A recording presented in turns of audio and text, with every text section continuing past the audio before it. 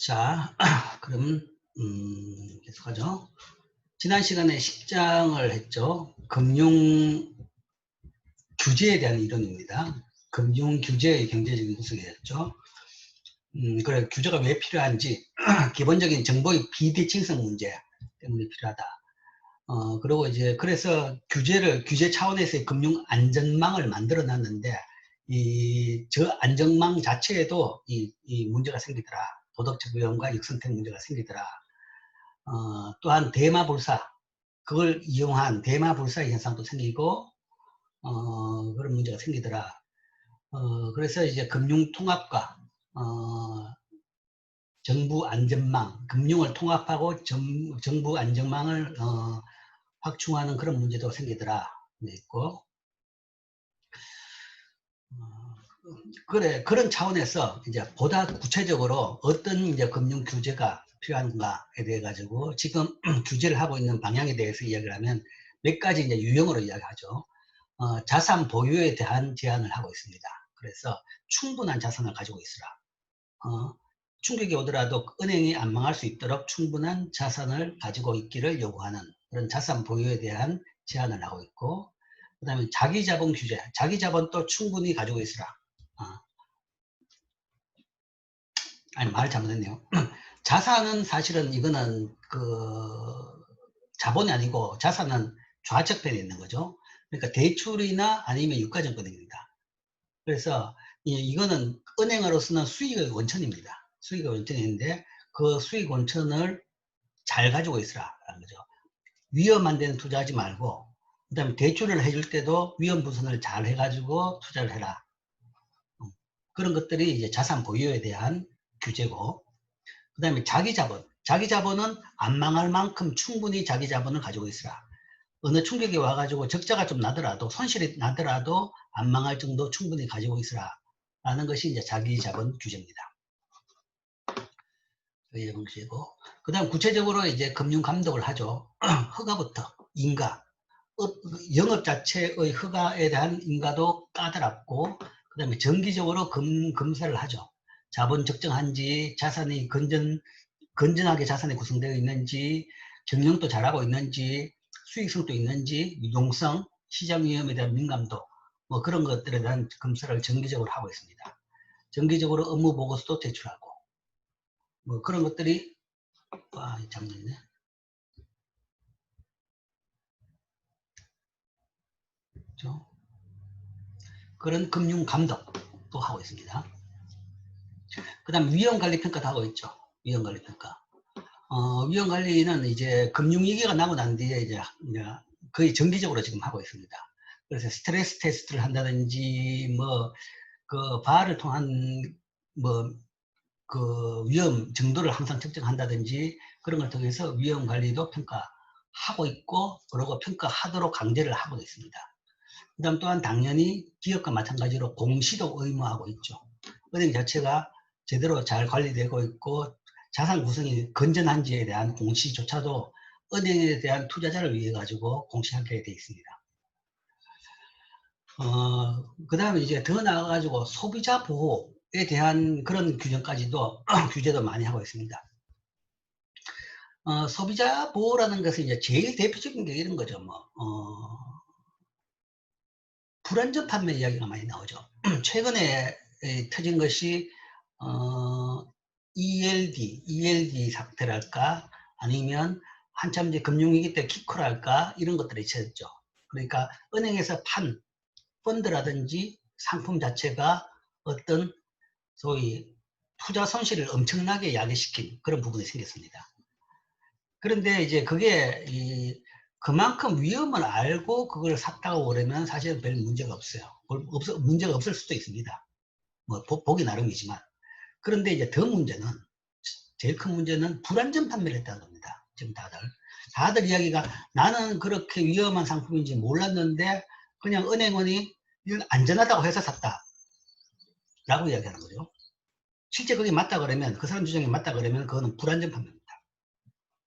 소비자 보호의 제일 큰 그거는 이 투자 상품, 자기 돈을 투자한 투자 상품에 대한 제대로 된 설명이 필요한 거죠. 그게 소비자 보호의 제일 큰 부분입니다. 그래서 그걸 제대로 설명을 안 했다. 그러면 불완전 판매가 되고, 그러면 손실이 발생한 경우에는 금융기관은 책임을 져야 됩니다. 그리고 판매한 직원도 당연히 거기에 따라서 책임을 져야 되는 거고, 징계를 받게 되는 거죠. 그런 것들이 이제 제일 큰 금융 소비자 보호를 위한 금융 규제의 제일 큰 부분입니다. 그리고 기간별로 기간에 맞춰가지고 해야 될 필요가 있죠. 은행에서 판매하는 것이 지나치게 위험도가 높은 상품을 판매하는 것은 좀 바람직한 부분도 있어요. 그러니까 일반 사람들이 은행과 이 정권과 펀드하고 그 구분을 잘 못합니다. 은행은 안전하다라고 생각을 많이 하죠. 그런 경우에 은행에 그 고위험 상품을 팔았다라고 했을 경우에는 문제의 여지가 꽤 있을 수는 있습니다. 물론 이제 은행으로서는 뭐 많은 영업을 하고 많은 판매를 해야지 그만큼 수익을 남기기 때문에 자꾸 영업 범위를 넓히는데 거기에 따른 이런 문제가 생기는 거죠.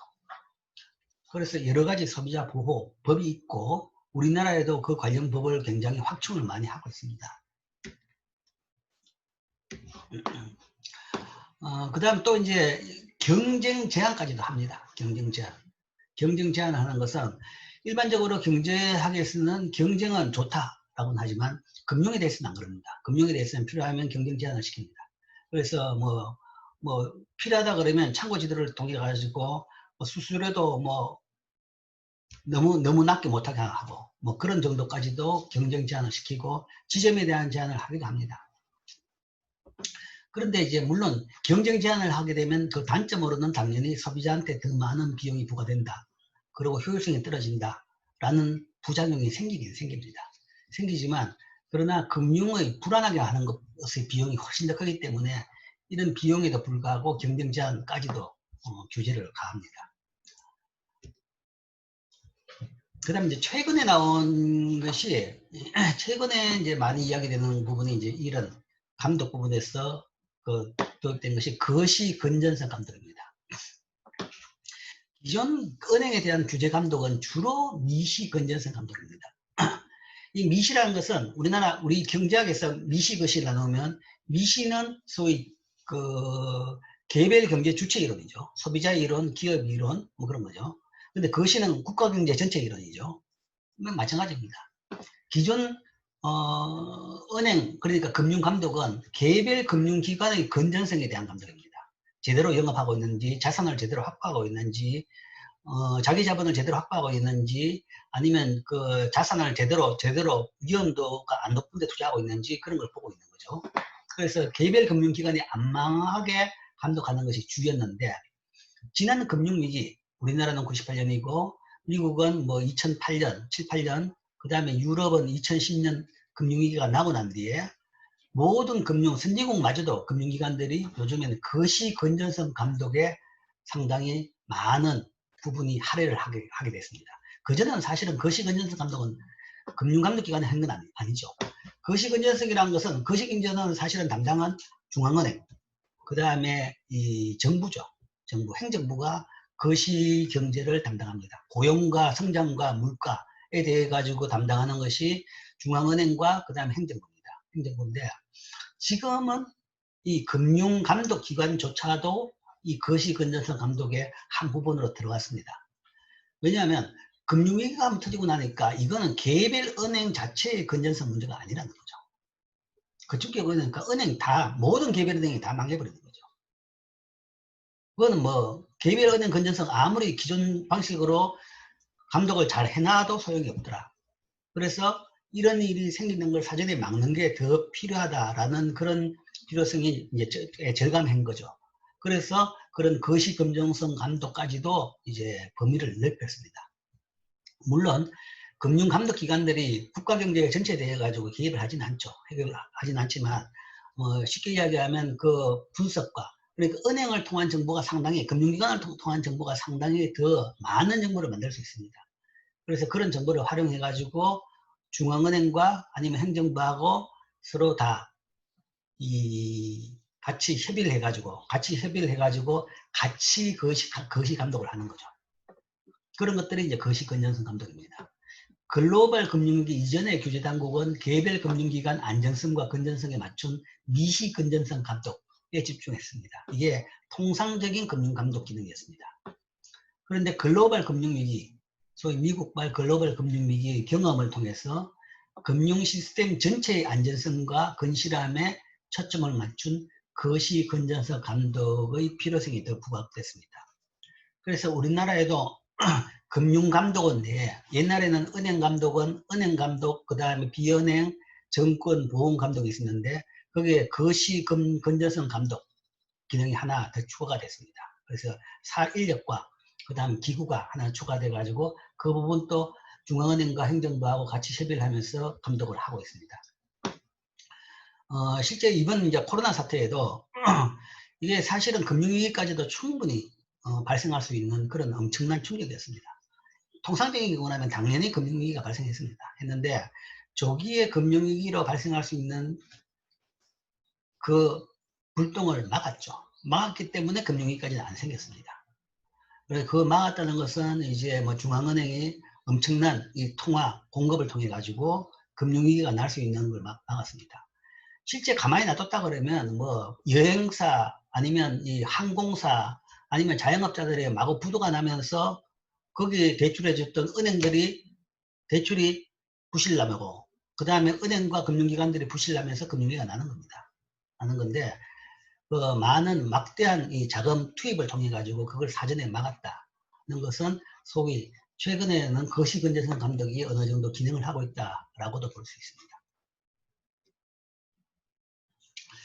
자, 이게 감독에 대한 이야기입니다. 뭐 실제 이제 공부를 할 때 여러분들이 뭐 미국의 데이터가 많이 있는데 미국의 데이터, 미국의 법에 대해서까지는 공부할 필요는 없습니다. 우리나라하고 관련된 부분에 대해서만 공통적인 부분에 대해서만 이야기했습니다. 그래서 미국 케이스를 따로 공부할 필요는 없습니다. 일단 미국 케이스고, 자 세계의 은행 위기. 자 세계의 은행 위기. 그러니까 이 미국 금융위기 2008년 한번 금융위기를 겪고 나서 이제 이 금융위기가 이 챕터로 다시 들어왔고 중시되고 모든 교과서마다 이 얘기 들어왔습니다. 그리고 이제 위기의 재발에 대해 가지고 이제 상당히 걱정을 하고 있고 그 다음에 준비도 하고 있고 연구도 하고 있죠. 자, 일부 은행 위기의 경우 그 책임이 예금보험에 있는 것은 아니다. 이들 위기에서의 공통적 특징은 공경에 처한 금융기관을 구제하려는 정부의 안전망이 존재했다라는 거죠.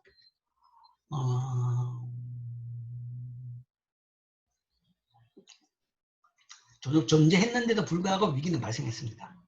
이건 이제 거시 부분이죠. 거시 경제 부분이고 거기서 이제 위기가 발생했기 때문에 여전히 이 이야기는 이런 위기는 다시 발생할 수 있다라고 보고 있습니다. 라고 보고 있고 여전히 이제 그래서 적극적인 정책은 하고는 있죠.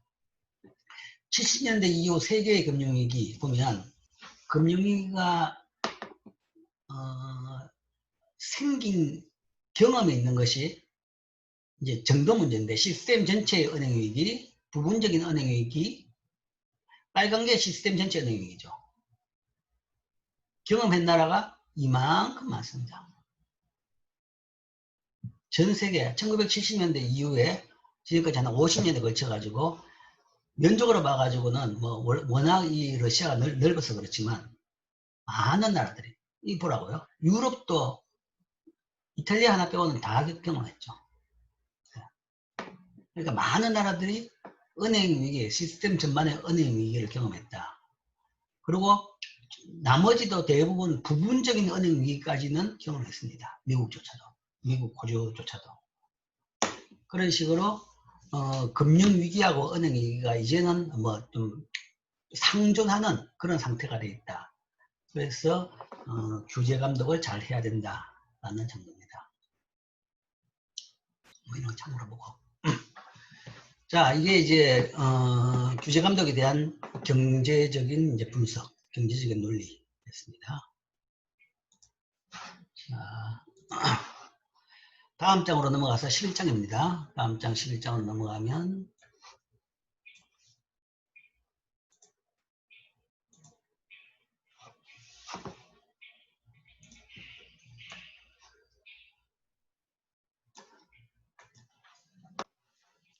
11장은 은행 산업에 대해서 보겠습니다. 은행 산업. 10장은 금융 전체에 대한 규제를 받고 11장은 구체적으로 은행 산업에 대해서, 은행이 금융에서 제일 대표적인 기관이죠. 그래서 그 산업에 대해서 보는데, 자, 은행 산업의 구조와 경쟁, 그러니까 구조가 변합니다. 어떻게 변했는지, 과거에 비해서 어떻게 변하고 지금 어떻게 변해 가고 있는지, 그 다음에 그 구조 변화에서 뭐 중요한 동인은 사실은 경쟁이 되겠죠. 경쟁을 통한 새로운 상품, 새로운 영업 분야, 그런 쪽으로 변화하는 부분을 보겠습니다. 이 부분도 사실은 이제 나라마다 차이가 굉장히 많습니다. 우리가 제일 첫 시간에 이야기할 때 금융이라는 것은 영미식이 있고 그다음 대륙식이 있다라고 이야기했죠. 즉 크게 봐가 선진국들도 시스템이 다 다릅니다.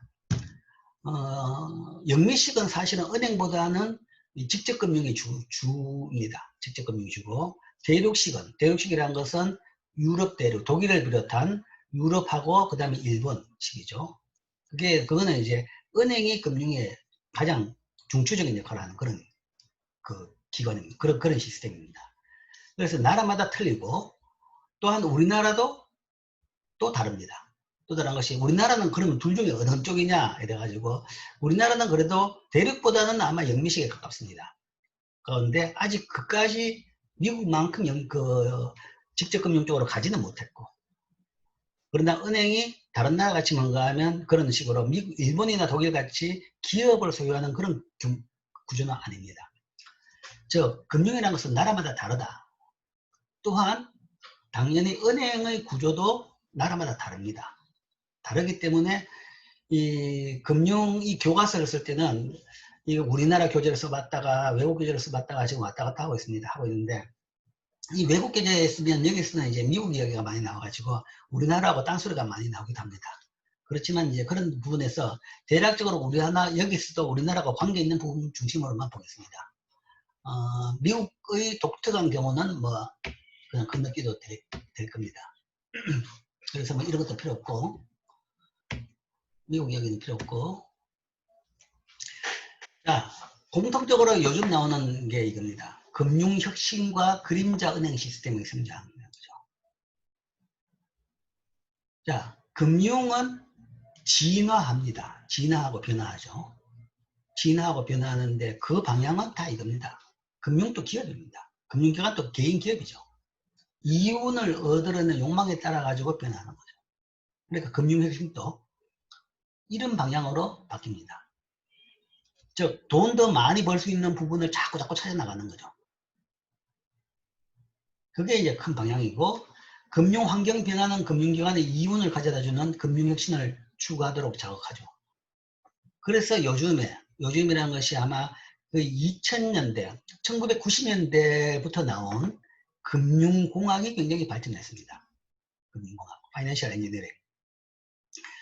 금융공학을 통해 가지고 금융이 전통적으로 예금 대출, 그러니까 여러분들이 학기 초에 그 동영상을 보면서 은행업은 뭐냐에 대해 가지고 그 사람 이야기가 책에 된 것이 뭐라고 됐죠?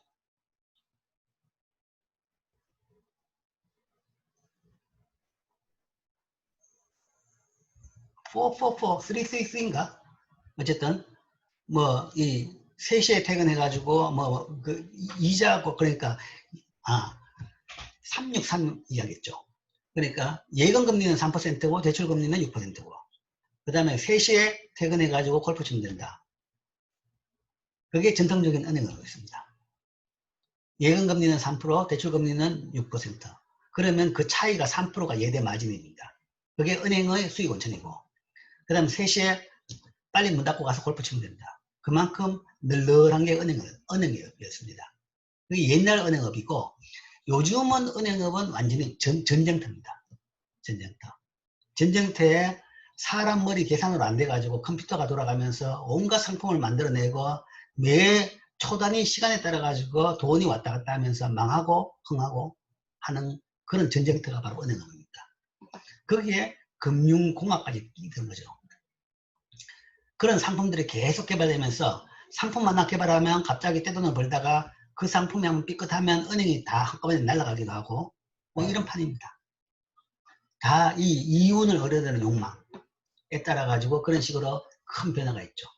큰 변화인데 큰 변화 방향에서 이제 제일 큰 부분은 이거죠. 정권화라는 이야기죠. 그림자 은행 시스템이라는 것은 정권화를 이야기합니다. 그러니까 은행 자체가 전통적으로 예금 받아가 대출하는 그런 은행업에서 이제는 정권 쪽이 굉장히 커지더라.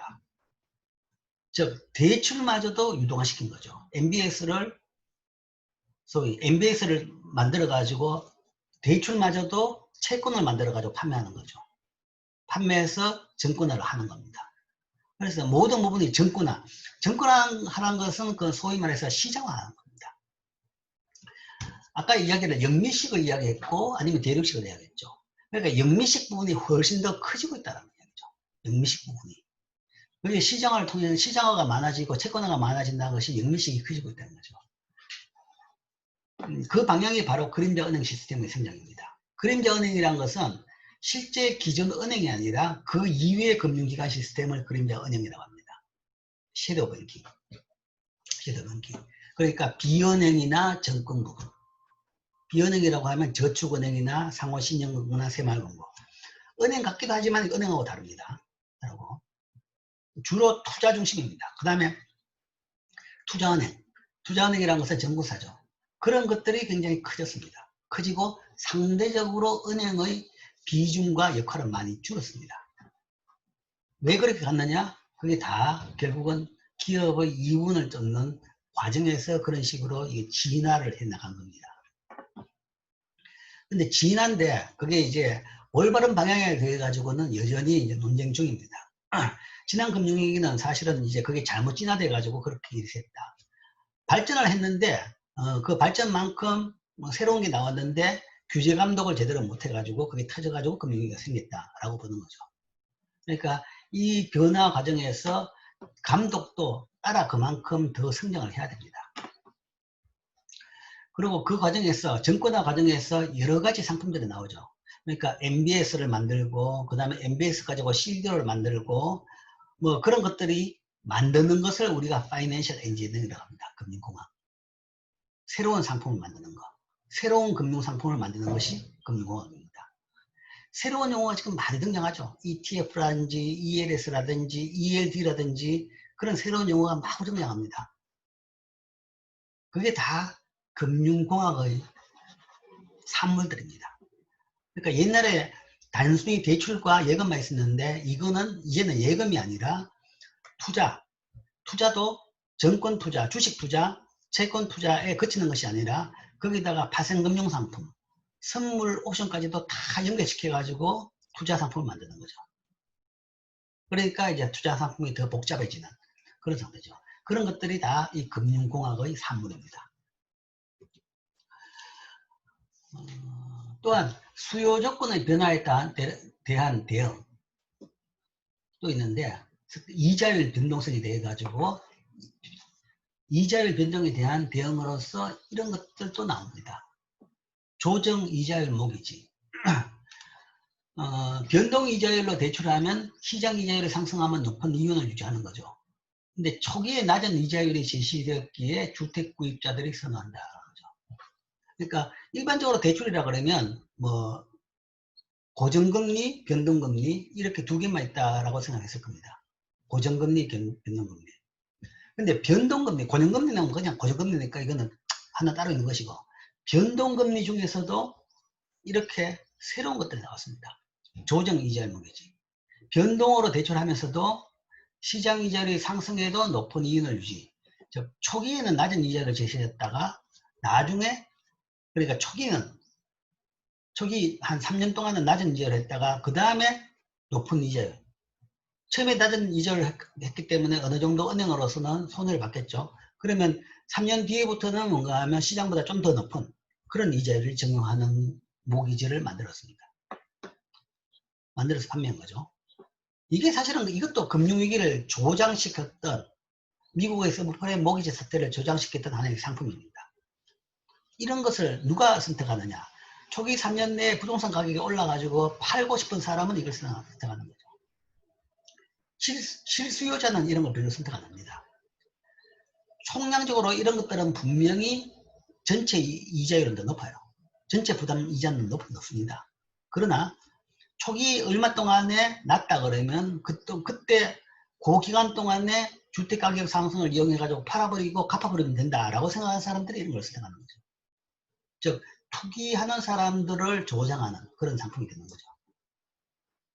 물론 이제 시장에 수요가 있으니까 이런 걸 만들었다라고 항변을 할 수는 있을 겁니다. 그러나 분명히 이런 상품이 있다는 것은 그런 목적으로 만든 거죠. 이런 것도 파이낸셜 엔지니어링의 하나의 소산입니다. 그래서 금융기관들도 보다 더 판매를 많이 하고 대출을 많이 할 수 있도록 이런 식으로 진화를 해 나간다, 변화해 나간다라는 거죠. 그러니까 이자율 변동성에 대해 가지고 이런 상품도 만들어서 대응을 하고, 그 다음 파생금융상품까지도 이용하죠. 기존에 발행된 정권에 연계해서 지급액이 파생적으로 결정되는, 그럼으로써 이자율 위험을 해치할 수 있는 그런 상품까지도 만들었습니다. 만들어서 은행들이 판매하죠. 뭐 이자율에 대한 위험을 해치해서 만드는 상품도 있고, 그 다음에 우리나라 같은 경우 그 키코, 뭐 아까도 이야기했지만 키코 같은 경우에는 환율 변동의 위험을 어떻게 했지, 그러니까 일정 범위 내는 해지합니다. 물론 그 일정 범위가 넘어가면 위험이 훨씬 더 커져 버리죠. 그런 상품까지도 만들어 가지고 대응하는 거죠. 그걸 통해 가지고, 그러니까 그게 이제 처음에는 실수요자가 중심이었습니다. 수출입을 주로 하는 기업들한테 수출입에 따라 가지고 환율 변동 위험을 없애주는 차원에서 그런 걸 판매했는데, 나중에는 그게 투자 순환으로 많은 기업들이 투자를 하면서 이제 여러 문제가 됐죠. 실제 자기 기업이 그 수출입에 쓰는 것보다 훨씬 더 많이 그 상품을 삼으로써 가격 변동이 불리하게 발생했는 경우에 많은 손실이 발생했습니다. 그래서 이런 것들도 때에 따라가 새로 나오는 상품들입니다. 그 다음 공급 조건의 변화에 따라 가지고도 많은 변화가 있었습니다. 공급 조건의 변화에서 대응해 가지고 특히 정보기술 변화를 받아들이면서 그걸 활용하면서 공급에 여러 가지 변화가 있었죠. 공급이라는 것은 은행 소위 고객들한테 하는 그런 부분이죠. 많은 부분이 제일 큰 게 이거죠. 결제 관련 변화입니다. 신용카드와 직불카드. 그러니까 옛날에는 그냥 은행에 가서 돈을 찾아가지고 그 돈 가지고 뭐 결제를 했습니다. 그런데 지금은 그렇지 않겠죠. 다들 그 다음 단계가 그 다음에 이제 현금카드를 이용했죠. 직접 안 가고 가까이 있는 기계를 사용했고, 그 다음에는 주로 신용카드나 직불카드를 이용한 거죠. 그러니까 이걸 이용할 수 있었던 것은 소위 인터넷 덕입니다. 인터넷이 있었기 때문에 가능한 거죠. 컴퓨터 기술 발전과 거래 비용이 하락이 있었기 때문에, 즉 다들 네트워크에 연결되니까 이제 이런 것을 사용할 수 있는 겁니다.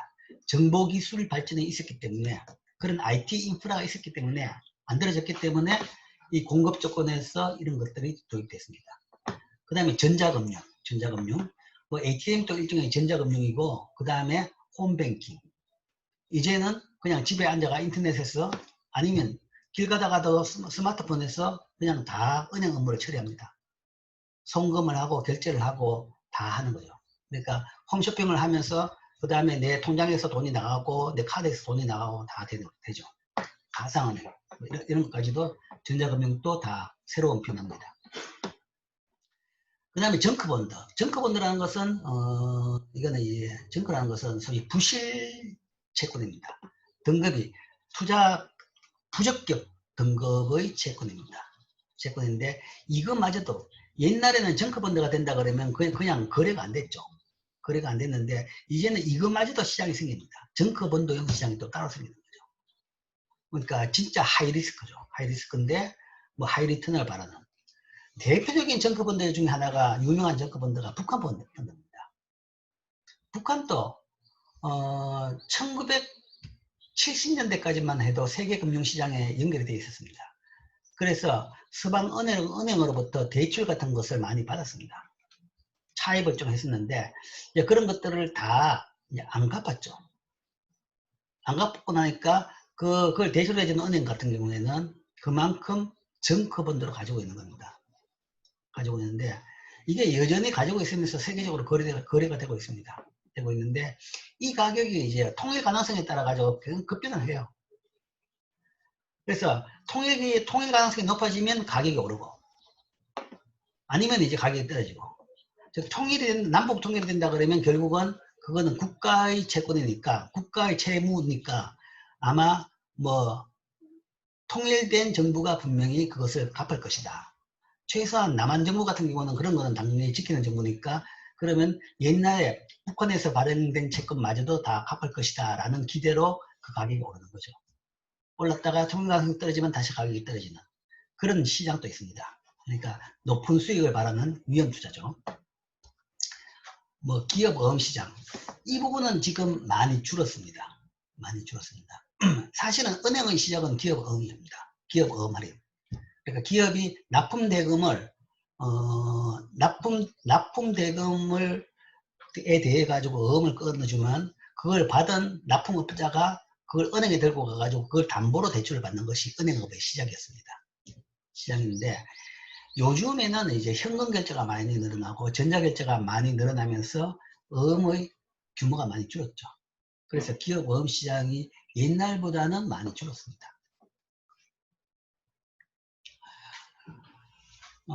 그 다음에 정권화와 그림자 은행 시스템, 뭐 아까 이야기한 그거죠. 정권화. 큰 흐름이, 도도한 큰 흐름이 정권화입니다. 금융을 정권으로 만든 거죠. 그러니까 통장을 정권으로 만든 것이 CD라고 이야기했죠. 양도성 예금 정서. 예금 정서가 바로 통장이죠. 근데 양도 가능하다. 은행 통장은 양도 불가능합니다. 양도성 가능하게 만든 게 CD고. 그 다음 그거는 이제 뭐 예금에 대한 부분이고, 대출까지도 정권화가 되는 거죠. 유동성이 낮은 금융자산을 시장에서 거래될 수 있는 자본시장의 정권으로 변환시키는 과정, 그것을 우리가 정권화라고 합니다. 유동성이 낮은 금융자산. 그러니까 은행의 금융자산은 뭐냐 그러면 제일 큰 게 대출이죠. 그 다음에 뭐 유가증권이 있을 수 있습니다. 유가증권은 정권이기 때문에 유동성이 높죠. 그러나 대출은 유동성이 낮습니다. 이거를 시장에서 거래될 수 있는 자본시장의 정권으로 변환시키는 과정이죠. 이 정권화는 서브프라임 모기지발 금융위기를 만드는 원흉이었죠. 만드는 원흉인데, 근데 정권화가 원흉이라고 보기는 그렇고, 어쨌든 정권화가 이거를 가장 총회를 하는 기능을 하긴 했습니다. 그렇다고 정권화가 나쁜 건 아니고, 그걸 잘못 악용이 되는 셈이죠. 그러니까 MB에서 만든 데까지 좋았는데 그게 CDO가 나오고 그 다음 위험이 덮이면서 이제 문제가 발생했는 겁니다. 그래서 어쨌든 금융의 정권화는 피할 수 없는 방향입니다. 피할 수 없는 방향인데, 단지 지금 되돌아본다 그러면 생각보다는 좀 속도가 줄어질 것이다 라는 거죠. 실제 2000년대 초반까지만 해도 금융의 정권화는 무지무지 과속이었습니다. 그러니까 정치가 없었어요. 은행은 날로 쪼그라들고, 그 다음에 정권 부분은 굉장히 갑자기 커지고, 투자은행이 은행을 완전히 압도해 버렸습니다. 즉 정권사들이 은행을 압도한 판이죠. 그렇게 됐는데 금융위기가 딱 터졌죠. 2008년 금융위기가 딱 터져 보니까 그때는 투자은행들이 다 망했죠. 망하고 나니까 이게 아니구나 라는 그런 생각이 들었습니다. 이게 너무 무분별하게 정권화가 이루어졌구나. 그리고 그 와중에서 그 투자은행들은 다 망해서 사실은 은행 밑으로 들어갔습니다. 은행에 다 인수를 해버렸죠. 그래서 지금 최대 그 금융에서의 이 스테이크 홀더는 은행입니다. 은행이지만 여전히 정권화는 계속 되고 있습니다. 그러니까 2000년대 초반만큼 빠르게는 안 되지만 여전히 계속되고 있고, 그건 뭐 그 방향을 어떻게 뒤집을 수 있는 건 아니고, 그 다음에 우리 이제 교훈이라고 이야기하면 정권화에 따라 가지고 그만큼 규제 감독도 더 발전해야 되는 거죠. 그래야 정권화가 성공적으로 이루어질 수 있는 겁니다. 자, 그리고 이제 정권화가 되는 것 중에 하나가, 큰 원인 중에 하나가 경제 발전의 하나의 원인입니다. 경제 발전에 따라 가지고 돈이 많아지는 거죠. 경제 발전을 했다. 그리고 사람들이 소득이 높아졌다. 재산이 많아졌다. 재산이라 그러면 결국은 뭔가 하면 금융자산이 많아지는 겁니다. 금융자산이 많아지니까 정권이 많아져야 되는 거죠. 그러니까 경제성장, 사람들의 저축이 많아지고 자본이 많아진다는 것은 결국은 정권의 방향인 거죠. 그건 뭐 어쩔 수 있는 건 어쩔 수는 없습니다. 그건 분명히 그 방향으로 가는 것은 어쩔 수 있는 건 아니고 자연스럽게 가는 거죠. 그러면 그게 자연스럽게 문제없이 갈 수 있도록 방향을 잘 잡는 것, 그게 더 중요한 문제입니다. 그 이야기는 금융에서 취직하는 사람 학생마저도 이제 방향은 잘 잡아야 되는 거죠. 은행보다는 정권이 훨씬 더 유망하다는 이야기입니다. 사실은 60, 70년대, 80년대, 여러분 생각에는 아주 옛날 이야기겠지만, 70년대, 80년대에는 은행에 비해서 정권사 다닌다 그러면 거의 외파는 취급을 했습니다. 근데 금융이 아니라 거의 아주 나쁜 금융기관에 있는 사람 정도 취급을 받았습니다. 은행은 굉장히 아주 멋있는 직장인들 취급을 받았죠. 그런데 이제 바뀌었습니다. 우리가 소위 속칭 월스트리트 이야기하죠. 월스트리트에 있는 직장을 가진 사람. 그러면 아주 부유하고 활동적이고 완전히 돈이 날아다니는 그런 데다. 그게 바로 금융입니다. 월스트리트라는 것이 바로 정권, 이 정권하의 소굴입니다. 은행은 다 따로 있어요. 월스트리트는 이 정권하의 가장당 소굴이 그거죠. 그러니까 그게 지금 이제 날로 커지고 있는 겁니다. 그리고 그쪽에서 사회 수익성도 그쪽이 훨씬 더 높다고 볼 수 있죠. 은행은 좀 안정적일지는 몰라요. 근데 산업은 이 정권 부분이 훨씬 더 빠르게 큽니다. 물론 이제 요즘 은행은 은행도 정권을 같이 하긴 합니다. 자, 그 다음에 이제 그림자 은행 시스템. 아까 이것도 이야기했죠. 이거는 이제 은행 이외의 금융기관들 이야기하고, 소위 여기서 주로 이야기하는 것은 이 부분, 그러니까 정권화, 투자은행이랄까, 아니면 우리나라 정권사, 투자, 자산운용사, 이런 것을 의미합니다. 이런 것을 의미하는데, 이 그림자은행에 대해서 이야기한 것이 이제 그런 부분이 하나 있고, 영미에 대해 가지고 이야기할 때 그림자은행은 그런 부분이고, 그 다음에 중국에 대해서 그림자은행을 이야기할 때는 그거보다는 비은행 쪽을 이야기합니다. 중국에 대해서는. 그러니까 은행 이외에서 중국 지자체가 돈을 조달하는 그런 기관들이 많죠.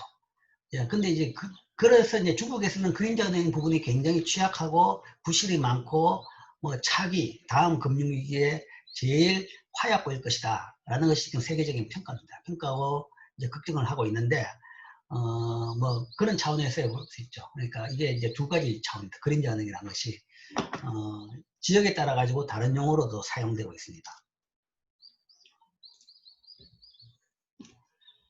자, 규제의 회피.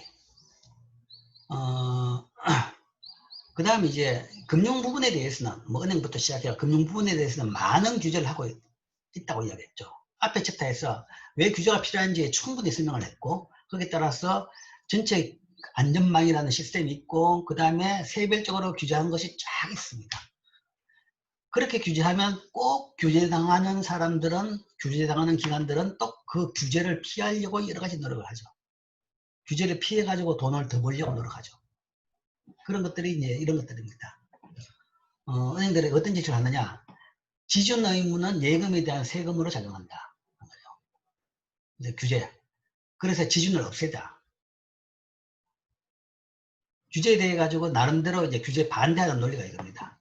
지불준비금, 은행이 알아서 그냥 쌓으면 되는 거지. 강제로 쌓게 되면 이거는 그냥 예금에 대한 세금이다. 그 다음에 예금 이자에 대한 규제를 인해 가지고 탈중개화 현상도 발생한다.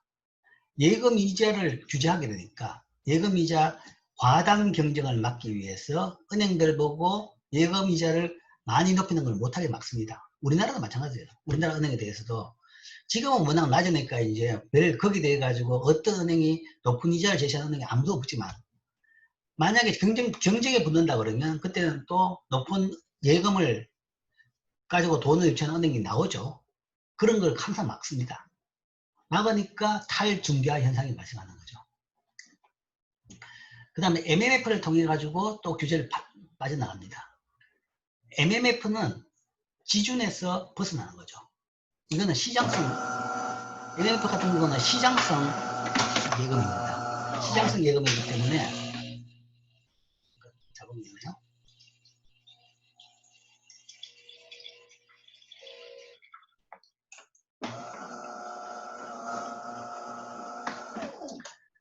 실제 뭐 여러분이나 아니면 대부분 사람들의 수시 입출급식 예금하고 뭐 그걸 보통 MMF하고 묶어가지고 같이 많이 활용합니다. 많이 활용하는데 왜냐하면 이게 이자율이 일반 은행 예금 이자율보다는 조금 더 높기 때문에 그렇죠. 높지만 이거는 기준 의무는 없습니다. 시장성 예금이고 이런 걸 통해 가지고 소위 기준 의무를 피해 나가는 거죠. 스위브 카운트는 이제 이게 MMF가 보통 어떻게 이용되냐 그러면 수시 입출급식 예금하고 MMF하고 둘이 붙여가지고 어느 액수 이상 되면 자동적으로 MMF로 돈을 가도록 만듭니다. 이런 게 이제 일소계정이라고 이야기하죠. 그런 상품들이 있습니다. 근데 이게 한참 유행하다가 요즘엔 좀 쑥 들어가긴 들어간 것 같네요.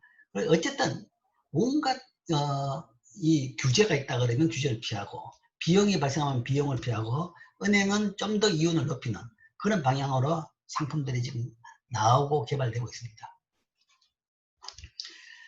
자, 그리고 금융혁신과 전통적인 은행업이 쇠퇴하고 있다. 그러니까 금융혁신은, 혁신 방향은 뭐 아까 이야기했죠. 증권하고 그 다음에 파생금융상품이 나오고 들어오면서 파이낸셜 엔지니어링이 가미되는 그런 게 이제 금융혁신, 즉 새로운 상품들이 계속 나오고 있습니다. 전통 은행 예금 대출이 아니라 새로운 상품들, 거래가 굉장히 쉬운 새로운 상품들이 계속 나오는 거죠. 그런 금융혁신이 생기면서 전통적인 은행업은 상대적으로 쇠퇴하고 있습니다. 즉 차입자에 대한 자금 공급원으로서 상업은행의 시장 점유율이 하락하고 있습니다. 제일 두드러진 것은 큰 기업에 대해 대기업에 대한 은행의 대출은 거의 다 없어졌습니다. 대기업은 대부분 직접 금융으로 해결하죠. 그래서 주식시장에서 주식을 통해 조달하든지 아니면 채권시장에서 직접 돈을 빌려오는 거죠. 채권 발행을 통해 가지고 조달하죠. 그게 은행 통한 이자율보다 이자율이 낮으니까 조달금리가 낮으니까 대부분 그렇게 처리합니다. 그러니까 옛날 가장 큰 고객이었던 대기업들이 은행에서 싹 빠져버리니까 전체 자금 공급원으로서 은행의 기능이 확 줄어들고 있습니다. 특히 전체 금융중개기관 자산 중에서 상업은행이 차지하는 비중이 하락했다. 지금 말한 그 부분입니다. 그러니까 상업은행, 이 은행의 기능이 확 줄어들고 전반적인 수익성은 그럼에도 불구하고 전반적인 수익성은 하락하지 않고 있는데 이건 뭐 온갖 노력 결과로 그렇게 나왔을 따름입니다. 나왔을 따름인데 상식적으로 봐가지고는 분명히 수익성이 하락해야 됩니다. 일단 대출이 줄어드니까 대출 대상이 줄어들었으니까. 근데 이제 대출 대상이 총 대출액은 그러나 안 줄어들었다라는 것은 은행이 그것을 대체할 수 있는 다른 대출원을 찾을 거죠. 그래서 지금 상업은행은 커머셜 뱅킹이라는 것은 사실은 기업 대출이 기업어음 할인, 기업어음 담보 대출이 주 업무인데 이름 자체가 그렇게 나왔지만 지금은 상업은행이 주로 하는 대출은 부동산 담보대출, 개인에 대한 부동산 담보대출을 주죠.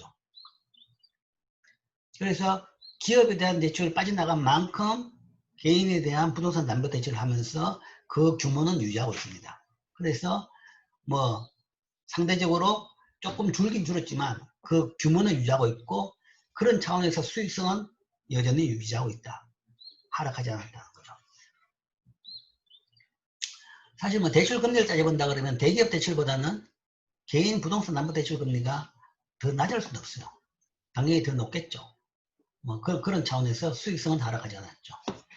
그 다음에 또 이런 부분에서 잘 안 되니까 부의 활동을 많이 한다라는 이야기했죠. 부의 활동으로 소득 증가한다.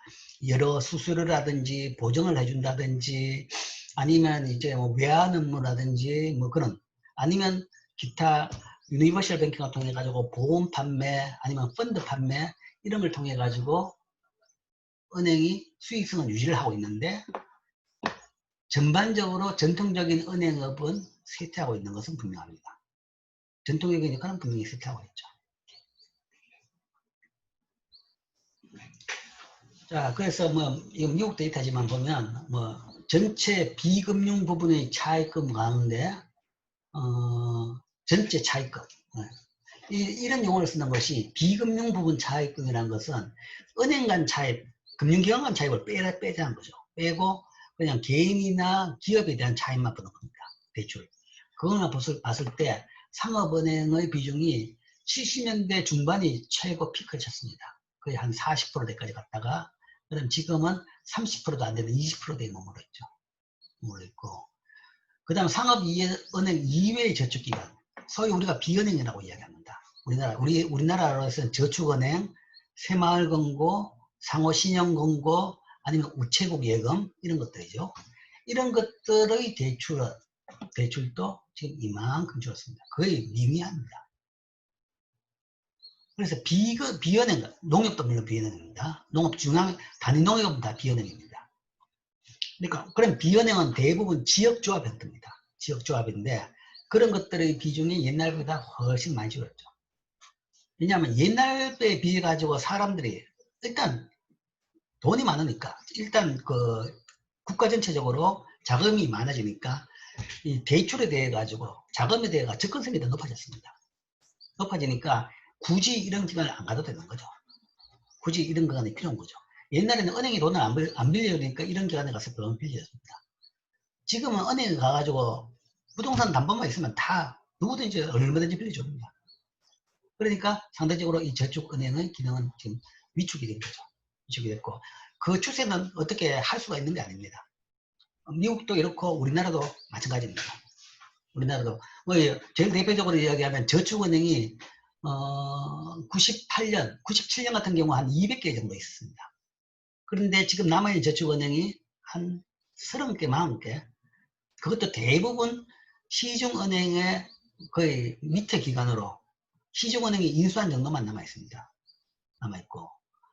그 다음에 이 98년 금융위기를 일으켰던 그 종검사는 그때 한참 한 150개 정도 있었는데 다 망하고 딱 하나 남아있어요. 그것도 시중은행이 하나로. 그러니까 은행 이외에 비금융은 거의 다 지금 우리나라도 없어지는 추세다. 농협도 사실은 지금 우리나라 금융에서는 제일 큰 화두가 그겁니다.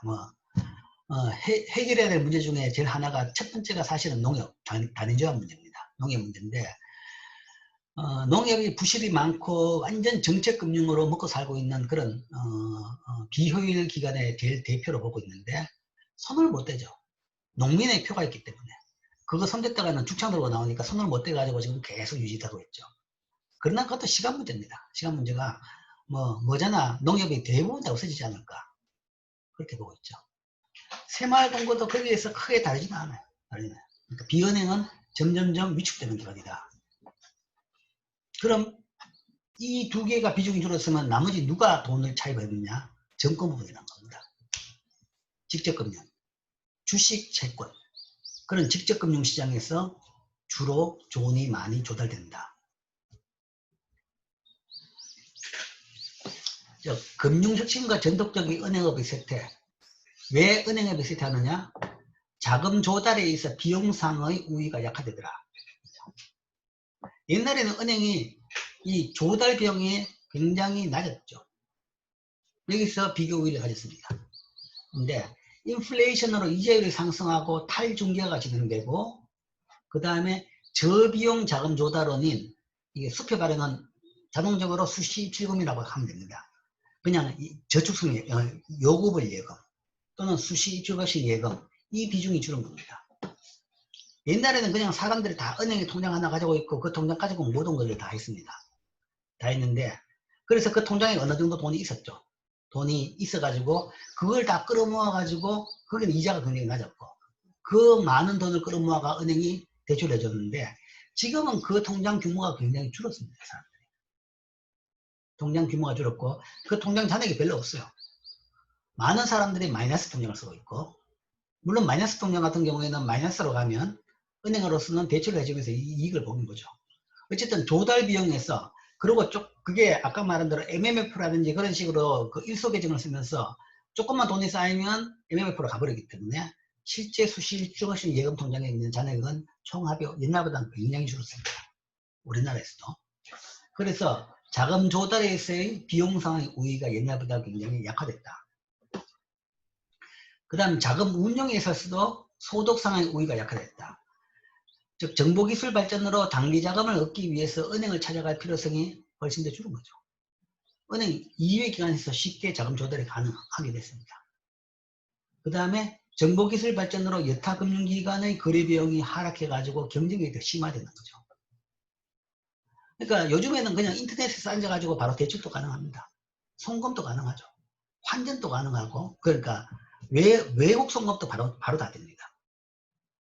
정보기술 발전 때문에 옛날에는 그냥 거래하는 은행 그 이외에는 딴 데 갈 수 있는 방법도 없고, 그것도 몰랐죠. 방법도 몰랐죠.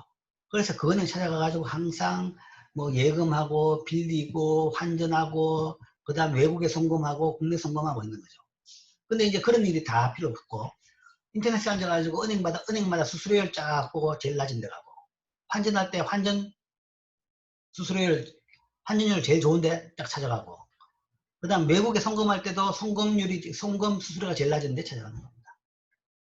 그러다 보니까 그런 부분에서의 은행의 우위가 많이 약화된 거죠.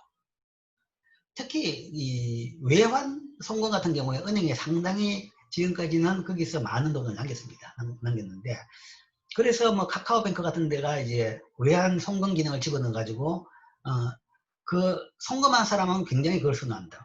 비용 굉장히 낮으니까. 이제 이런 것들을 통해 가지고 전통적인 은행들이 이런 우위를 굉장히 많이 잃었습니다.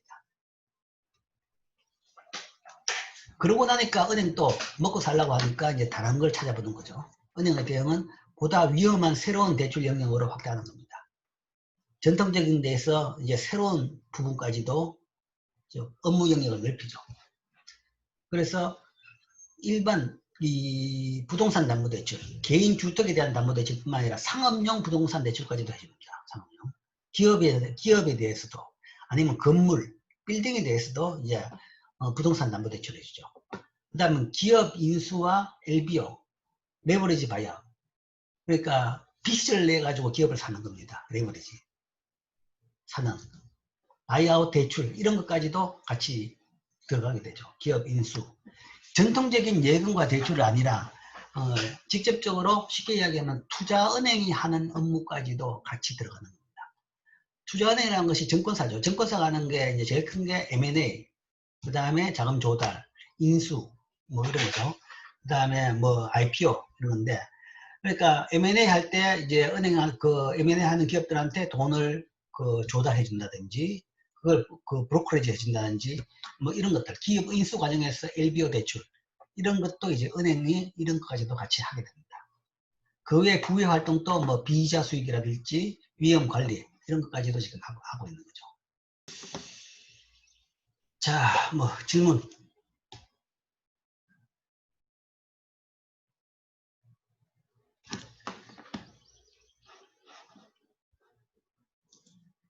자, 은행 산업에 대해서, 은행 산업의 변화에 대해서 봤죠. 그래서 봤는데, 전반적으로 뭐 쉽게 요약하면 제일 큰 부분은 금융의 정권화가 점점 진전되고 있다. 그 이야기는 상대적으로 은행의 비중은 축소되고 있다. 라는 거죠. 은행하는 예금과 대출의 분야는 축소되고 있다. 그러니까 이제 은행은 거기에 따라 가지고 또 나름대로 여러 맞벌이 차원에서 여러 영역으로 옛날 전통적인 영역에서 벗어난 부분까지도 많이 지금 하고 있는 셈입니다. 그래서 이런 그 전체 과정에 대해서 봤습니다. 뭐 이 뒤에 부분에 대해서는 좀 미국 특정한 이야기가 많기 때문에 뭐 별로 뭐 미국 구조를 알 필요는 없기 때문에 지나가고 이것도 이제 뭐 우리나라는 원래부터 전통적인 전국 은행 구조였기 때문에 뭐 미국하고는 관계가 없습니다. 관계가 없고 그 다음에 이제 뭐 요거는 한마디 하죠. 이제 역사를 좀 알 필요가 있으니까 소위 유니버셜 뱅킹이라는 용어가 나옵니다. 경험은행. 뭐 몇 번 이런 이야기를 했을 겁니다. 이 제일 큰 차이는 은행과 증권사 간의 구분을 없앤 겁니다. 즉 은행이 증권, 펀드를 파는 것을 이야기합니다. 근데 뭐 완전히 이 분리막을 없앤 건 아니고 그 분리막에 대해서는 항상 왔다 갔다 합니다. 한때는 또 분리막을 철저하게 치면서 서로 영역에 넘보지를 못하게 했다가 그 다음에 어떤 때는 또 효율화를 강조하면 다시 또 그건 점점점 허물기 시작한 거죠. 지금은 이제 거의 허물어져 있다라고 보면 되죠. 그렇기 때문에 여러분들이 뭐 대부분 보면 은행에 가서 예금도 하지만 펀드를 사기도 하고, 펀드는 사실은 증권사에서 만든 겁니다. 만들어서 자산운용사에서 운영을 하는 거죠. 그걸 사기도 하고, 그 다음 보험회사에서 만든 보험까지도 은행에서 구입이 가능합니다. 가입이 가능하죠. 그래서 지금 은행은 완전히 뭐 모든 걸 다 파는 그런 소매업으로 바뀐 셈입니다. 그걸 가지고 우리가 유니버셜 뱅킹이라고 얘기하죠. 은행이 지금 뭐 모든 업무까지 하게 됐다. 이제 그러니까 이제 상대적으로 은행 이외에 보험 쪽에서도 우리가 은행한테 그걸 주는 대신에 우리도 뭘 내라라고 해가지고 은행도 나름대로 어느 정도 대출에 대해 가지고는 조금 더 뭔가 허가는 받았습니다. 그래서 보험사에 대해서도 자기가 납입한 보험료만큼에 대해 가지고는 언제든지 사람들의 대출을 받게 해줍니다. 그게 이제 유니버셜 뱅킹 하면서 상대적으로 보험사한테 허용해준, 늘려줬던 그런 영역이라고 볼 수 있죠. 즉, 유니버셜 뱅킹을 이야기한 것은 옛날에 비해서 이 금융 간 칸막이가 많이 줄고 모든 걸 서로 다 하는 그런 식으로 바뀌었다. 특히 이제 은행이 제일 큰 그런 부분을 하고 있죠. 그래서 현재 우리나라 은행에서도 은행에서 펀드도 팔고 보험도 파는 것이 바로 이 유니버셜 뱅킹화의 결과입니다. 우리나라도 이게 이렇게 바뀐 게 얼마 안 됩니다. 1990년대 가서 바뀌었습니다. 80년대까지만 해도 은행에서 그런 걸 판매하지는 않았죠. 이게 이제 세계적인 변화입니다. 뭐 이런 것들이 하나. 저축은행에 대해서는 있고, 뭐 국제은행업에 대해서는 큰 차이가 없으니까 그냥 그렇죠. 이런 것들이 있더라. 우리나라도 다 동의를 합니다. 자, 이상이 은행에 대한 이야기입니다. 은행 산업에 대한 이야기. 은행 산업에 대한 이야기는 이 정도로 마무리를 하겠습니다. 혹시 뭐 은행이나 은행 산업에 대해서 질문 있으면 질문하시고.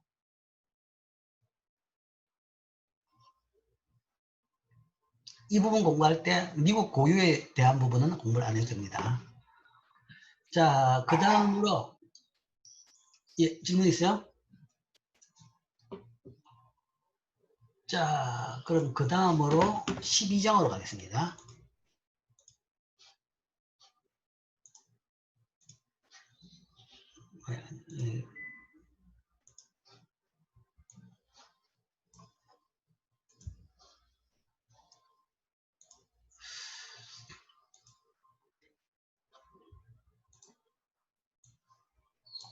자, 12장, 13장이 금융위기에 대한 이야기입니다.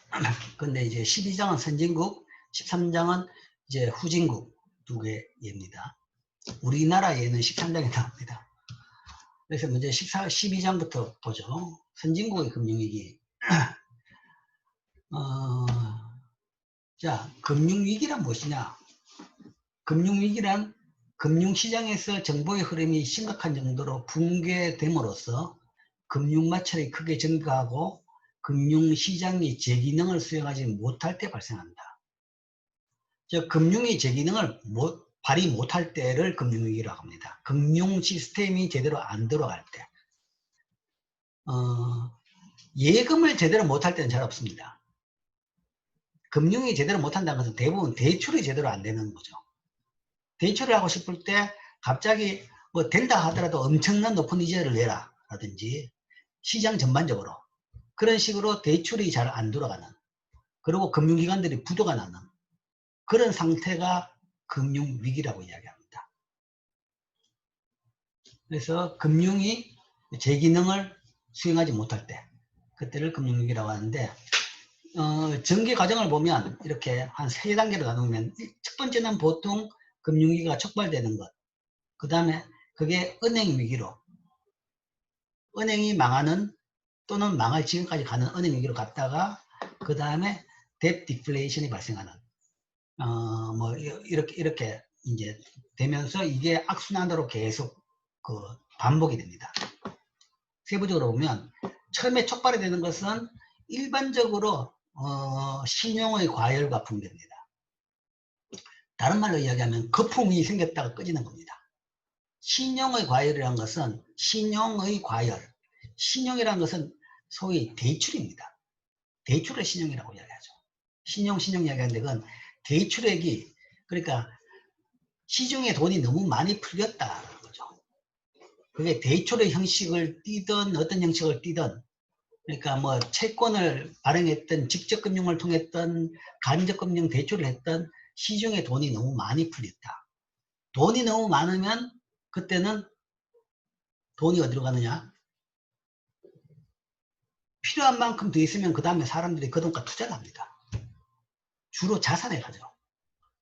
자산 그러면 대표적으로 주식이나 아니면 부동산입니다. 돈이 많으면 돈 빌리기 쉬우면 주식이나 부동산 투자가 많아집니다. 뭐 투자가 많아지는지 투기가 많아지는지 같은 말이죠. 그러니까 부동산이나 주식에 대한 투자가 많아진다. 투자가 많아지면 부동산 가격도 오르고 주식 가격도 오르는 거죠. 신용이 과열된다. 그래서 거품이 생기는 거죠.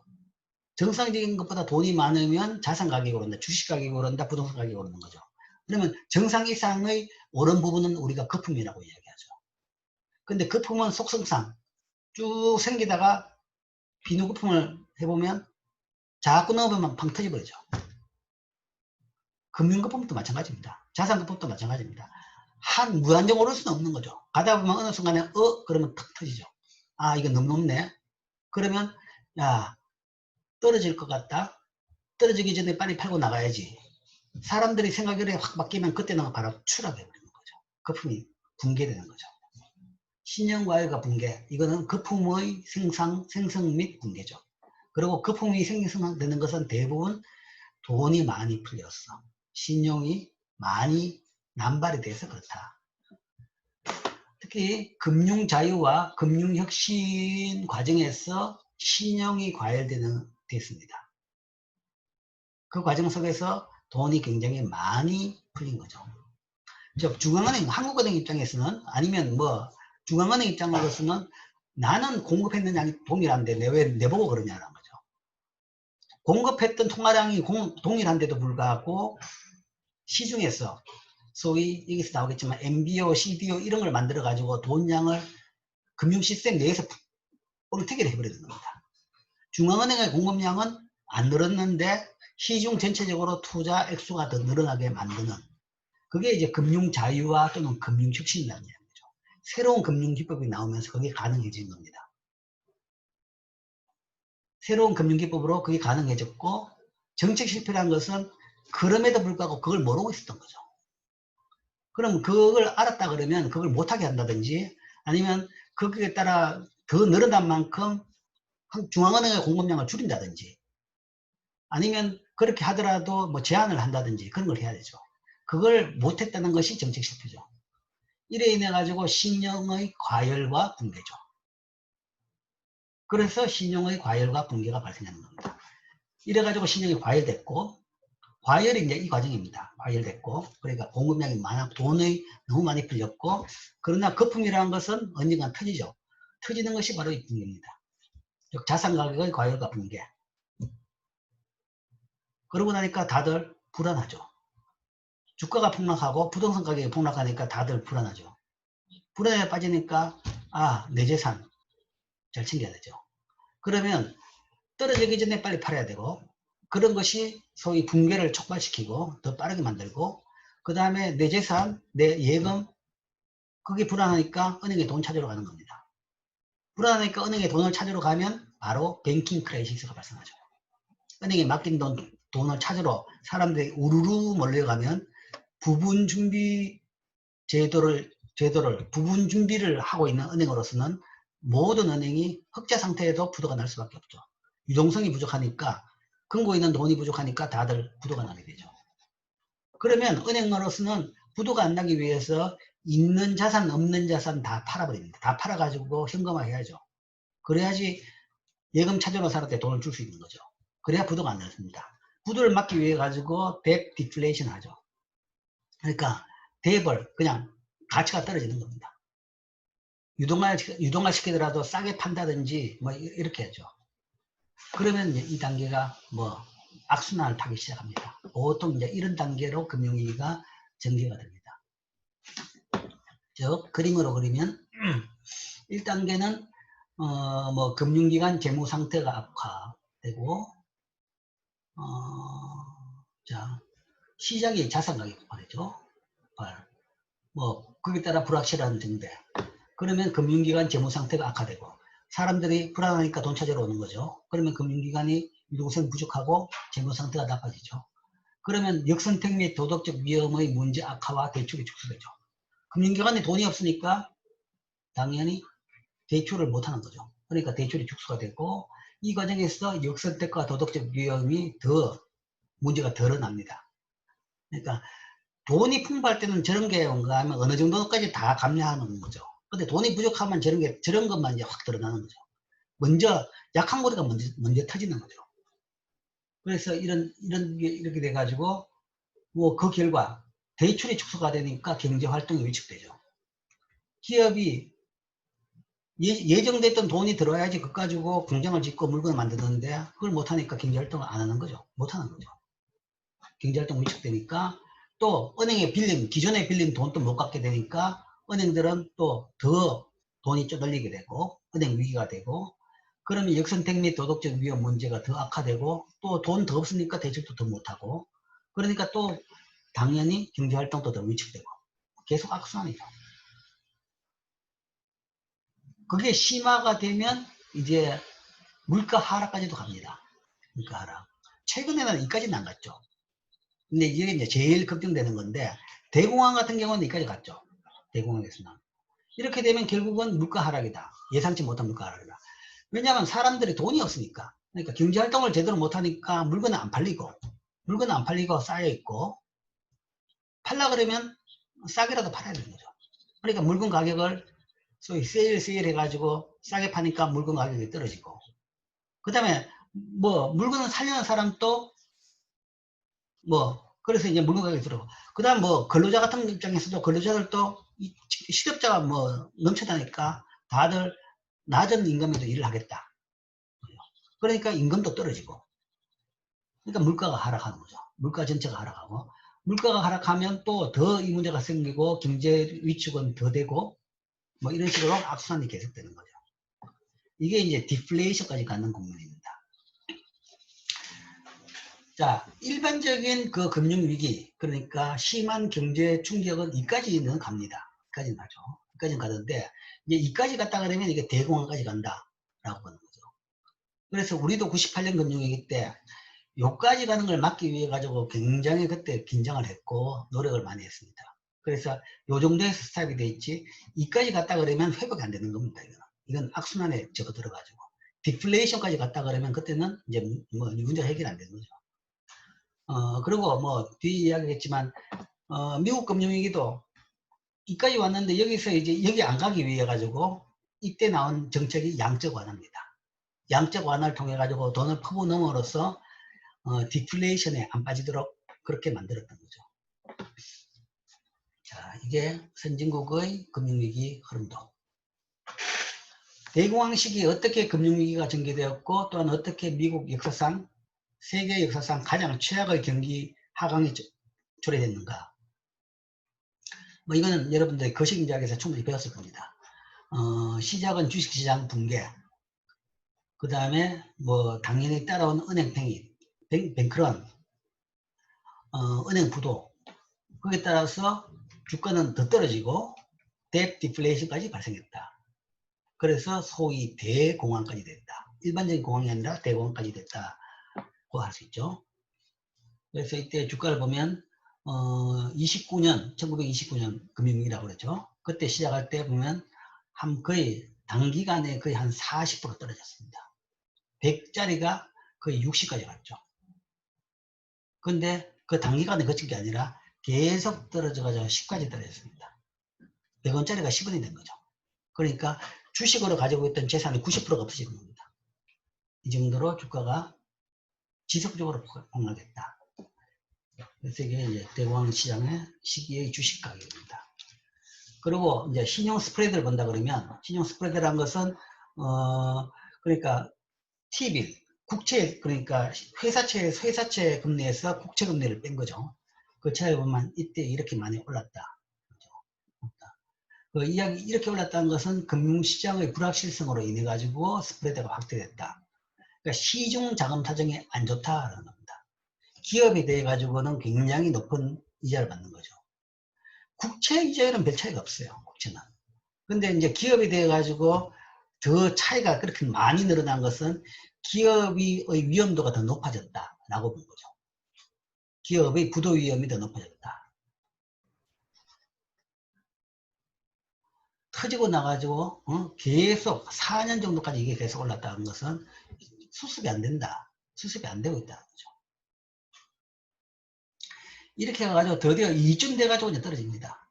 이게 이제 거의 2차 대전에 가까운 거죠. 그때가 돼야지 해결되지. 이렇게 오래 끌었기 때문에 소위 대공황이 된 겁니다.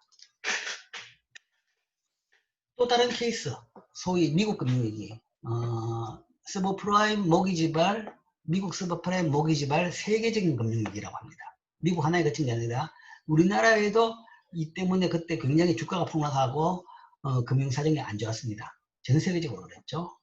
자, 이거는 왜 생겼느냐, 어떻게 생겼느냐, 이 원인은 모기지 시장에서의 금융혁신, 이걸 원인으로 봅니다.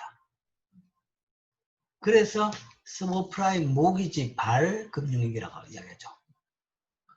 자, 금융위기라는 것은 시장, 신용, 과잉신용이라고 했죠. 과잉신용. 과잉신용으로 자산 가격에 거품이 생긴 것. 그러니까 과잉신용이 어디서 나왔느냐? 소위 금융혁신 때문에 과잉신용이 생겼고, 거기 어디다 거품을 만들었느냐? 부동산, 주택시장에 거품을 만든 거죠.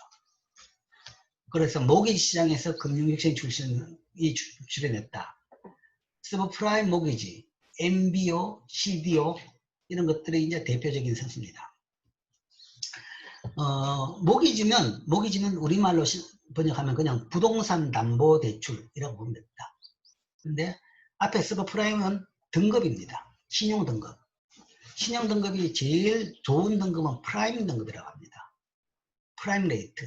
프라임 레이트는 최고 신용도가 높은 사람의 등급입니다. 그러면 당연히 그 사람한테 받는 이자율은 낮을 겁니다. 제일 낮은 이자율이죠. 그래서 제일 좋은 등급은 프라임 등급. 그 다음 등급이 알타 등급입니다. 알타 등급이고, 그 다음이 서브프라임이죠. 세 번째 등급입니다. 그래서 통상적으로 프라임 등급은 언제든지 대출되고, 알타 등급도 이제 케이스 바이 케이스로 해가지고 대출되는. 네. 서브프라임 등급에 대해 가지고는 어지간해서는 대출을 안 해주는 등급입니다. 부동산 담보대출을 안 해주는 등급이죠. 자, 부동산 담보대출은 이제 우리나라하고 미국하고는 좀 다른데 이 등급이 나오는 것은 이제 두 가지를 같이 봅니다. 그러니까 부동산의 가치를 보고 그 다음에 대출받은 사람의 경제력, 가치를 같이 보는 거죠. 둘 다 좋을 때가 프라임 등급입니다. 프라임 등급인데 미국에서는 부동산 등급보다는 대출 받은 사람의 경제력을 더 중시합니다. 왜냐하면 부동산에 대해서 거의 우리나라 같이 부분 대출이 아니라 거의 전액을 대출합니다. 그러니까 다운페이 같은 경우는 10% 미만 정도가 많고 대부분 90%까지 대출을 해줘요. 그러면 그거는 부동산 가격을 조금만 변동하면 이게 부실해 될 수 있는 위험이 있는 거죠. 위험이 있더라도 빌리간 사람이 언제든지 이자를 갚고 그 다음에 원금까지 갚을 수 있는 능력이 있으면 문제가 없겠죠. 그래서 대출했는 사람의 경제력을 더 중시해 봅니다. 그 경제력이라는 것이 월급이 계속 나오는 튼튼한 직장이 있는지, 월급 액수가 충분한지, 그걸 보는 거죠. 그래서 그게 좋은 사람이 서브프라임 등급입니다. 그 다음에 이제 알타 등급. 알타 등급은 그게 이제 어느 정도 덜 좋은 상태가 되겠죠. 그 다음에 서브프라임 등급이라는 건 어떤가 하면 대출자가 사실은 대출한 사람이 직장이 없는 사람이죠. 그런 게 서브프라임 등급이라고 볼 수 있습니다. 직장이 없는 사람이고 조금만 다운페이 했고 직장이 없고 결국은 이거는 뭔가 하면 빌려가지고 부동산 샀다 집 샀다가 집값 오르면 팔아가지고 돈 벌고 갚겠다라고 빌린 사람이죠. 그런 사람이 서브프라임 등급이라고 보면 됩니다. 이 사람한테 부동산 담보대출을 해줬다라는 것이 문제의 시작인 거죠. 그런데 부동산 가격이 오르면 좋은데 안 오른 거죠. 떨어진 거죠. 그러면 그렇게 빌려간 사람들은 다 부도가 나는 겁니다. 이자도 못 갚는 거죠. 그러니까 여기다 등장한 것이 아까 나왔던 것이 이거죠. 처음 몇 년 동안은 낮은 이자율 하고 나중에 높은 이자라는 그런 대출이죠. 서프라임 모기지는 대부분 그거였습니다. 그러니까 처음 3년 동안에 부동산 가격이 오르면 팔아가지고 다 갚겠다라는 사람이 있는 거죠. 그런 사람들한테 대출을 해줬다. 그러면 사실은 대출해준 금융기관이 잘못된 겁니다. 잘못된 건데, 근데 금융기관들도 손해 안 보고 대출을 해줄 수 있으니까 이렇게 하게 됐던 거죠. 그 손해 안 보고 이런 사람한테 대출을 해줄 수 있던 것이 이런 기법이죠. MBS하고 CDO입니다. 자, MBS는 부동산 담보대출인데 이거는 뭐 서브프라임 등급이 아니라 그냥 일반적인 모기지대에서 은행들이 이제 뭐 기업 대출에 줄면서 이제 개인 주택 담보 대출을 많이 늘리면서 이제 그걸 어디까지 해주느냐 한데 어느 정도 자산이 있는데 대출 쭉 해주고 나니까 돈 다 떨어지더라고요. 가지고 있는 자산이 다 떨어졌다. 뭐 예금은 더 이상 안 들어온다. 그렇게 되면 이제 어떻게 할 것이냐. 뭐 안 되면 뭐 채권을 더 발행해 가지고 CD를 더 발행해 가 자금 조달해 가지고 대출해 줄 수 있습니다. 그런 방법도 있는데 뭐 좀 불편하고 여러 이제 관리가 힘들죠. 서로 이 양쪽 그 자산 부채를 같이 관리하는 것이 그게 굉장히 ALM이 어려운 그 문제입니다. 문제이기 때문에 쉬운 해결책으로 낸 것이 바로 MBS죠. 모기지 백 시큐리티. 대출 자체를 팔아버린 겁니다. 대출을 해주고 100억치 대출해주고 그 100억 대출해 있는 걸 묶어가지고 한 100억에 팔아버리고 아니면 100억에 팔아버리고 다시 또 100억을 받는 거죠. 그 다음 100억 다시 또 대출해 줄 수 있는 거죠. 그리고 100억 대출 또 해주고 나면 또 그 100억을 묶어가 또 팔아버리고 또 100억 대출해 줄 수 있는 거죠. 뭐 100억 대출을 100억에 못 팔겠죠. 한 95억에 팔았다. 그 다음에 90억 받아가 90억 다시 대출해주고 다시 90억 정도 대출해주고 그 95억을 90억에 팔았다. 그 대출을 묶어서 파는 것을 우리가 MBS라고 합니다. 모기지 백 시큐리티. 그러니까 모기지, 이 모기지는 초기는 대부분 프라임 등급입니다. 프라임 등급이죠. 그 모기지를 묶어가지고 모기지 100개를 묶어가지고 100억만큼 대출이 종이 쪽 한 장, 찍히는 종이를 찍어가지고 그걸 판 거죠. 그러면 너는 이거 가지고 있는 사람은 이 100억치 대출에 대해 가지고 매달 들어오는 이자를 받는 거고 나중에 원금 상환 때 되면 원금도 그 계획대로 다 받게 되는 거죠. 그럼으로써 투자금을 다 회수할 수 있겠죠. 그거를 모기지를 소위 유동화시켰다라는 겁니다. 유동화. 이것을 소위 정권으로 만들어서 판 거죠. 이 채널이 생김으로써 은행은 자금 조달의 제한에 벗어나면서 무한정 부동산 담보대출을 할 수 있는 거죠. 무한정. 아예 이 부채 부분에 가서 그러니까 예금을 더 받든지 아니면 돈을 빌릴 필요가 없이 그냥 대출 자체를 대출해주고 팔아버리고 대출해주고 팔아가지고 돈 벌더라고 해가지고 이 자체로만 무한정 대출해줄 수 있는 채널이 만들어진 겁니다. 만들어졌는데 그러나 이것도 뭐 한계는 있죠.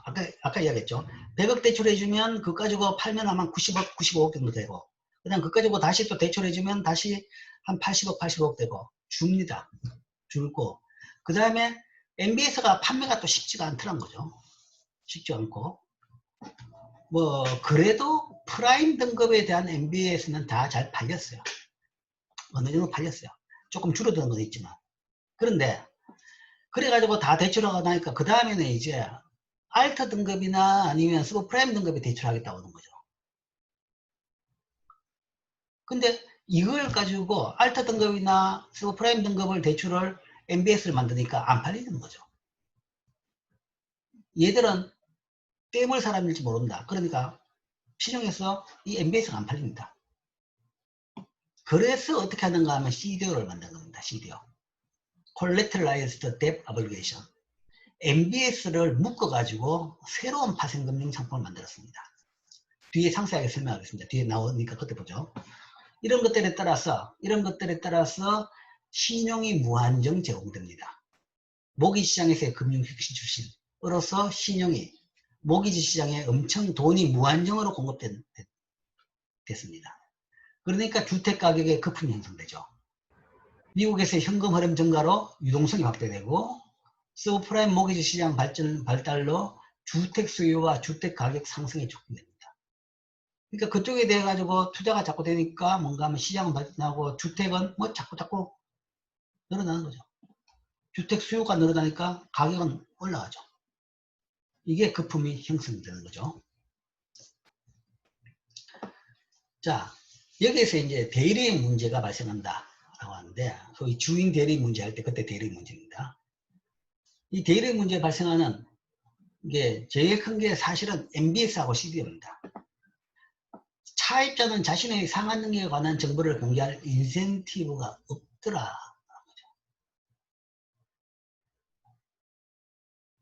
차입자는. 돈 빌린 사람은 내가 직장도 없는 사람인데 돈을 빌려주더라. 직장도 없는 사람인데.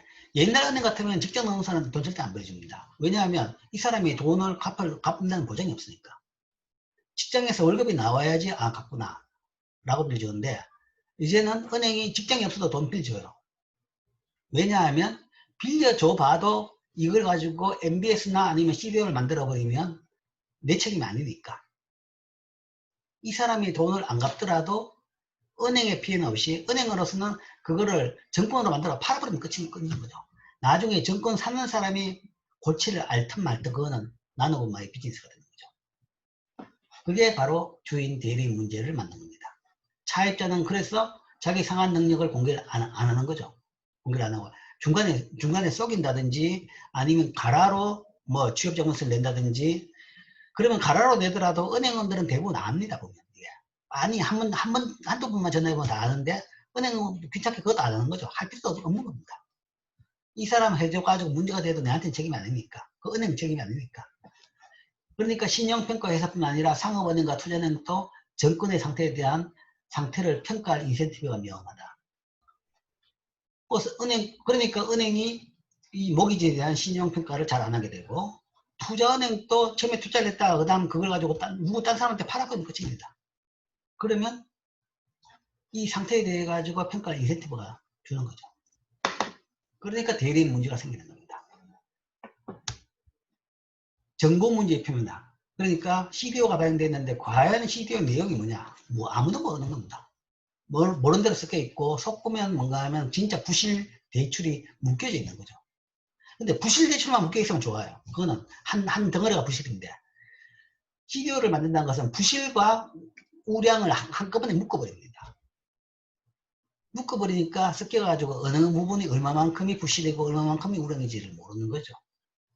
아예 부실이다 그러면 부실 처리해버리면 끝입니다. 근데 이것도 아니고 저것도 아닌 걸로 되니까 이 내용을 모르겠다. 그렇게 되니까 어느 정도 하다 보니까 하다 보니까 이제 공개가 난 거죠. 더 이상 이런데 투자 못하겠다. CDO 투자 못하겠다. 그러면 더 이상 투자가 안 되니까 그 다음에 MBS가 더 이상 또 소화가 안 되고 그러다 보니까 은행 또 대출이 중단이 되고 그 다음에 부동산 투자한 사람 또 가격이 너무 높은데 그러니까 그 순간에 한꺼번에 그 거품이 붕괴가 되는 그런 일이 발생하는 거죠. 그게 이제 소위 글로벌 금융위기가 생겼던 과정입니다. 그리고 이제 뭐 아까도 이야기했지만 이 CDO에 대해 가지고 이제 좀 더 설명을 하죠. 뭐 학기 중간에도 몇 번 이야기를 했는데 좀 더 상세하게 설명을 하면 MBS까지는 쉽게 알겠는데 이제 MBS를 조금 더 복잡하게 만든 겁니다. CDO는 부채죠, 뎁트가. 부채의 CDO를 만들기 위해서는 회사채, 대출채권, 상업용 부동산 채권, MBS 등의 자산 묶음을 사들이는 SPV라는 기업체가 필요하다. 이건 뭐 CDO를 할 때도 그렇고 아니면 저기 MBS 만들 때도 마찬가지입니다. 이런 SPV를 만듭니다. Special Purpose Vehicle. 특수 목적 기구라고 하기도 하고 특수 목적 법인이라고도 합니다. 그래서 이거는 상법적으로 봐가지고 법인으로 만듭니다. 그러니까 사업자 등록을 만드는 거죠. 만들어가지고 회사를 하나 만든다 생각하면 됩니다. 회사인데 이름만 있는 회사죠. 사업자 등록부 넘어가 있고 소위 페이퍼 컴퍼니라고 합니다. 근데 이거는 뭐 나쁜 뜻은 아니라 이건 이제 필요하기 때문에 이런 걸 만드는 겁니다. MBS 만드는 것은 정상적인 과정이거든요. 그 과정에서도 이거는 이제 은행이 이 MBS를 팔라 그러면, 그러니까 모기지를 팔라 그러면 모기지를 묶어가지고 파는 거죠. 팔아가지고 어떤 하나의 채권을 만드는데 은행이 채권을 만드는 것이 아니라 이 SPV가 채권을 만듭니다. 형식으로 따져본다 그러면 은행은 SPV한테 채권을 팔고 모기지를 팔고 이 SPV는 은행부터 사들인 모기지를 묶어가지고 채권을 한 장 만들어서 발행을 한다. 그러니까 SPV는 이 채권을 발행하는 그런 하나의 특수 목적 법인입니다.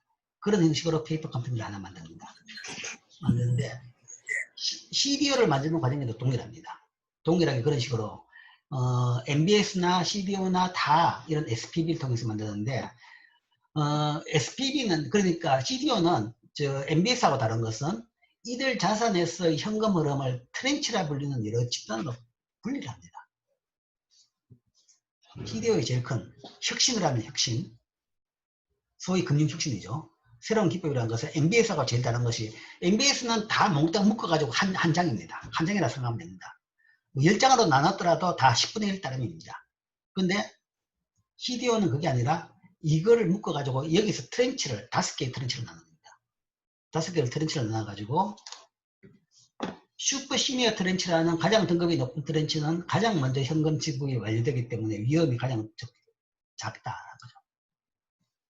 제일 높은 거는 그러니까 이 안에 모기지가 있다. 모기지를 하더라도 모기지를 100개가 있다라고 하면 100개가 있다 그러면 100개 중에서 제일 신용도 높은 것 아니면 결과로 봐가지고 안 망하는 것 앞에 20개만 해가지고 첫 번째 슈퍼 시니어 트렌치라고 하는 거죠.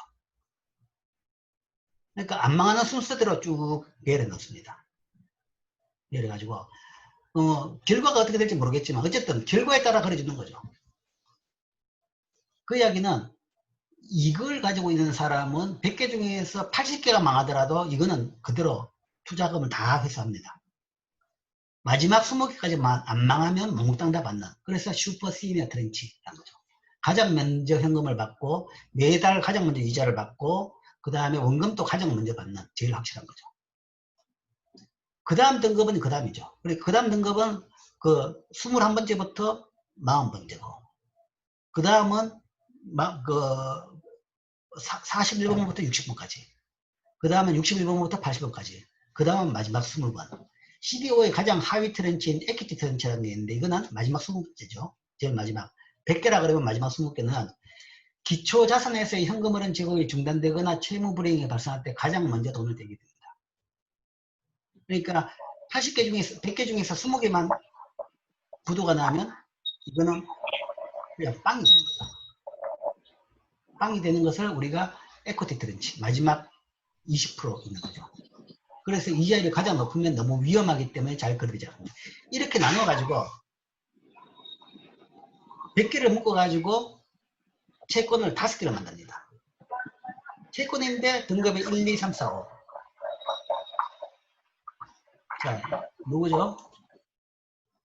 1, 2, 3, 4, 5를 5개를 만들죠. 채권이 하는데 한 덩어리인데 그거를 성질에 따라 가지고 1, 2, 3, 4, 5를 만들어 놓으면 1등급은 최우량 등급이니까 잘 팔리죠. 2등급, 3등급까지 더 잘 팔립니다. 마지막 5등급은 안 팔립니다. 위험하니까. 그러니까 이게 소화가 되는 거죠.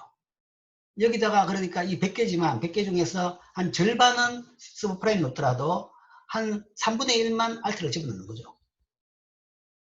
그리고 알트하고 그 뭐 프라임하고 집어넣어가.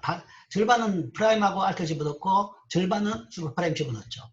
그렇더라도 여기서 뭔가 하면 트렌치를 만들어 가지고 앞에 이렇게 1번, 2번 같은 경우는 잘 소화가 됩니다. 마지막은 잘 소화가 안 되죠. 그런 식으로 소화를 시키는 거죠. 슈퍼프라임을. 소화를 시켜가지고 물론 이제 마지막 부분 안 되는 것은 보통 투자회사에서 떠안습니다. 떠안고 그렇게 만든 것이 CDO죠. 그러니까 서브프라임 등급마저도 소위 유동화를 할 수 있도록 만든 것이 CDO입니다. 그래서 금융상품으로 이야기한다 그러면 CDO가 미국 금융위기, 서브프라임 모기지발 세계적인 금융위기를 일으킨 가장 직접적인 상품입니다. 그리고 터지고 나니까 이 상품에 대해 가지고 정체도 잘 모르겠으니까 해결이 안 돼요. 너무나 복잡하게 엉켜져 있으니까 내가 100개 중에 100개가 만들었다고 하는 것만 해도 쉬운 일입니다. 근데 상품도 온갖 종류고 그 다음에 그 모기지가 아니라 MBS도 있고 여러 섞여 있으니까 알 수가 없는 거죠. 그래서 이것이 소위 금융혁신이라고 하기도 하고 그 다음에 그 과정에서 소위 이 금융위기를 일으킨 가장 주범이 되는 상품이기도 합니다. 그래서 이런 것들에 따라 가지고 금융위기가 발생했다. 뭐 계속되는 과정은 이제 다음 시간에